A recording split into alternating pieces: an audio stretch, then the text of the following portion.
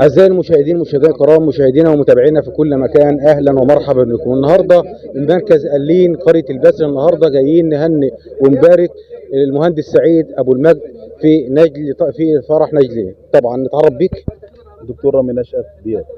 أهلا بك يا معالي الدكتور. تحب تقول النهارده المهندس سعيد أبو المجد بمناسبة فرح إيه نجلي؟ اقول له الف الف مبروك وربنا يتم لكم على خير ان شاء الله، وعقبال الاستاذ حازم بعد الاستاذ خالد، ويعني ان شاء الله يعني ربنا يجعل دايما بيوتكم عامر دائما بالافراح ان شاء الله. الحاج سعيد اخونا واستاذنا وصاحبنا، ونتمنى له كل خير ان شاء الله، واحنا يعني مبسوطين جدا ان احنا جينا وحضرنا فرحه وفرح ابنائه، وان شاء الله ربنا يتم له بخير. دكتور مينا، عايزين كلمة منك برضو للعروسين، تحب تقول لهم إيه؟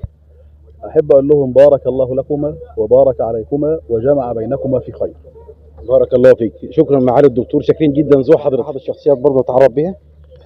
خالد رمضان من المنصورة. اهلا بك يا استاذ خالد من محافظه المنصوره، اهلا بيك. اهلا وسهلا. تحب تقول النهارده في للمهندس سعيد ابو المجد؟ نقول له الف الف الف مليون مبروك، وربنا يتمم له بخير يا رب، ودايما في افراح ومسرات كده، ويبارك في عمره وصحته كده ويسعده ان شاء الله.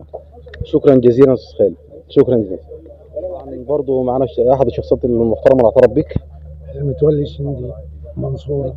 اهلا بك يا استاذ من محافظه المنصوره. لا حبيبي، تحب تقول النهارده يا استاذ متولي للمهندس سعيد ابو المجد؟ مبارك لاخويا وحبيبي الحاج سعيد، وبارك لابن خالد، ربنا يتم عليه بخير، ربنا يتم على خالد بخير ويوفقه يا رب في حياته اللي جايه، ربنا يوفقه ان شاء الله. شكرا جدا ذو حضرتك. شكرا مخرجنا الكبير الكابتن محمد نصار.